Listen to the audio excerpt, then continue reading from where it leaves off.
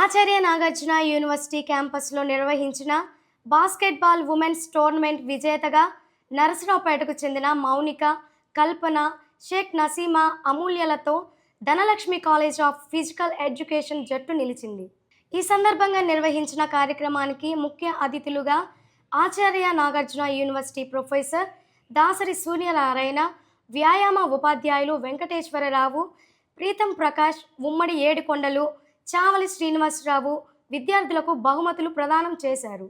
అనంతరం Dhanalakshmi college of physical education కళాశాల secretary and correspondent Medarametla Seshagiri Rao, TDP రాష్ట్ర కార్యనిర్వాహక కార్యదర్శి రాగి కమ్యూనికేషన్స్ అధినేత నల్లపాటి రామచంద్ర ప్రసాదులు మాట్లాడుతూ Dhanalakshmi college of physical education జట్టు విజయంలో ప్రధాన పాత్ర పోషించిన మౌనికను అభినందించారు. సమాజంలో ఆడపిల్లలు కూడా అన్ని రంగాల్లో రాణిస్తూ ఉన్నత స్థాయికి ఎదగాలని కోరారు.